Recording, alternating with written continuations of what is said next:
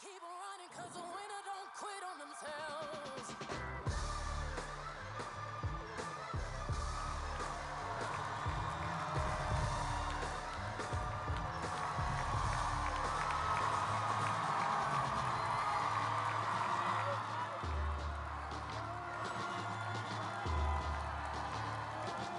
Good afternoon. Good afternoon. Good.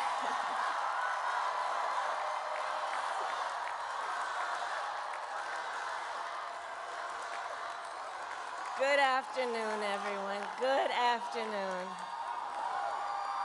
Good afternoon. Good afternoon. Thank you all. Thank you, thank you. Thank you, thank you. So let me say, and I love you back. And I love you back. So let me say, my heart is full today. My heart is full today, full of gratitude for the trust you have placed in me, full of love for our country, and full of resolve.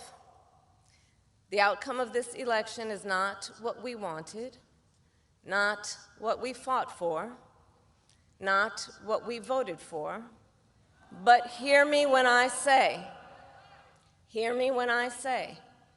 the light of America's promise will always burn bright. As long as we never give up, and as long as we keep fighting.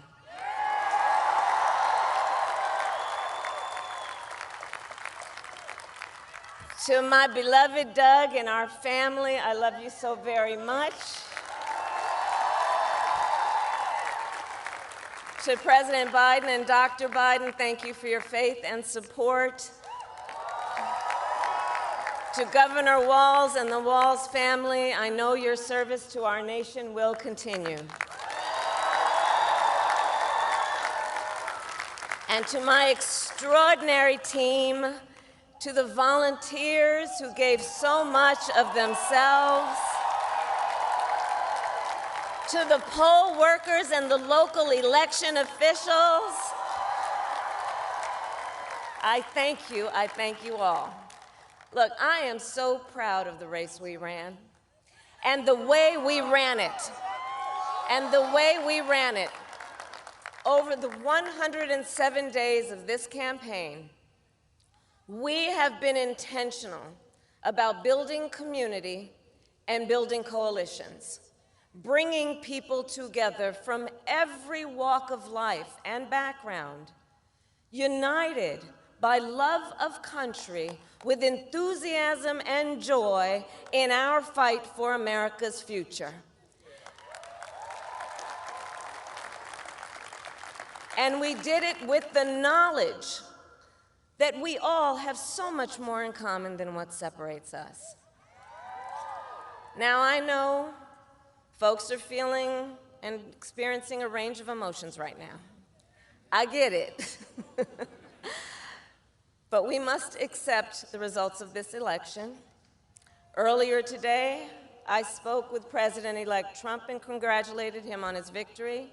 I also told him that we will help him and his team with their transition, and that we will engage in a peaceful transfer of power.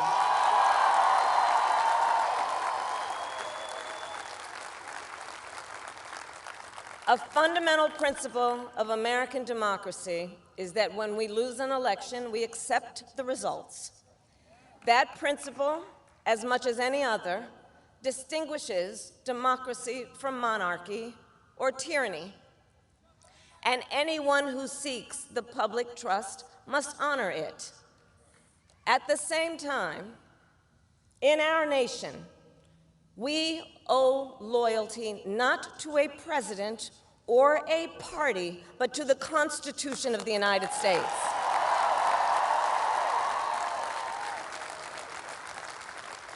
And loyalty to our conscience and to our God. My allegiance to all three is why I am here to say, while I concede this election, I do not concede the fight that fueled this campaign.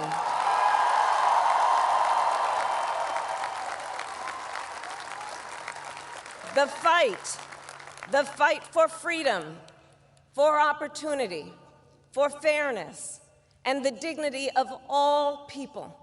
A fight for the ideals at the heart of our nation, the ideals that reflect America at our best.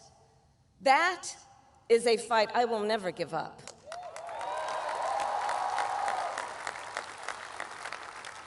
I will never give up the fight for a future where Americans can pursue their dreams, ambitions, and aspirations, where the women of America have the freedom to make decisions about their own body and not have their government telling them what to do. We will never give up the fight to protect our schools and our streets from gun violence. And America, we will never give up the fight for our democracy, for the rule of law, for equal justice, and for the sacred idea that every one of us, no matter who we are or where we start out, has certain fundamental rights and freedoms that must be respected and upheld.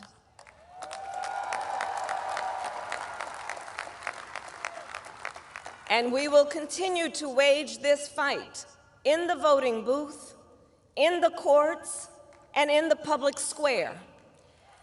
And we will also wage it in quieter ways, in how we live our lives, by treating one another with kindness and respect, by looking in the face of a stranger and seeing a neighbor, by always using our strength to lift people up, to fight for the dignity that all people deserve. The fight for our freedom will take hard work, but like I always say, we like hard work. Hard work is good work. Hard work can be joyful work. And the fight for our country is always worth it. It is always worth it.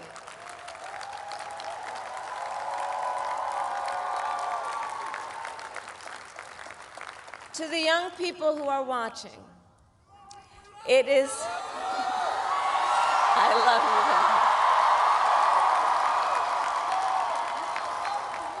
you. To the young people who are watching, it is okay to feel sad and disappointed, but please know it's going to be okay.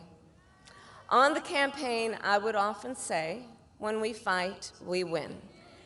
But here's the thing. Sometimes the fight takes a while. That doesn't mean we won't win. That doesn't mean we won't win. The important thing is don't ever give up. Don't ever give up. Don't ever stop trying to make the world a better place. You have power. You have power.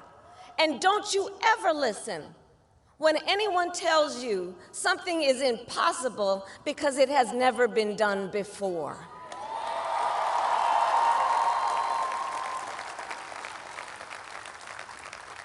You have the capacity to do extraordinary good in the world. And so to everyone who is watching, do not despair. This is not a time to throw up our hands. This is a time to roll up our sleeves.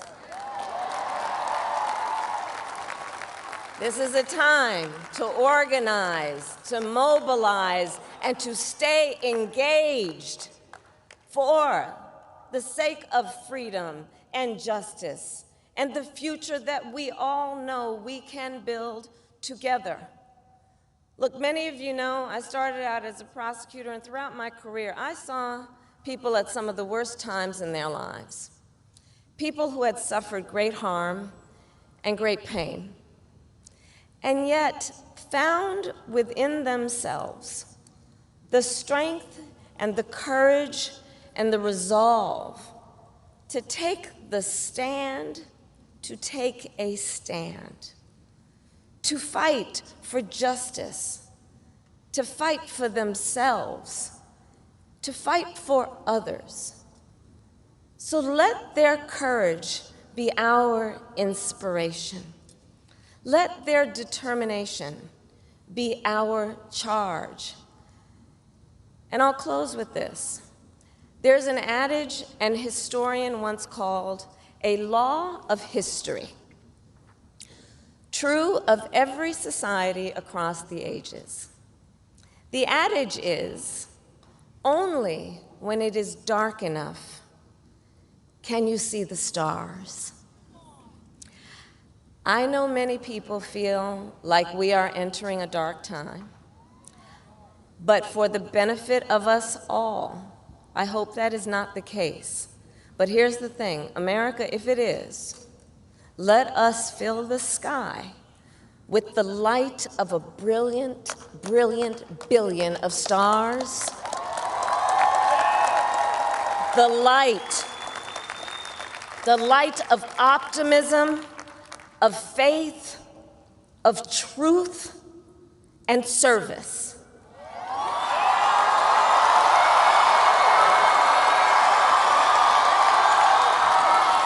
HU.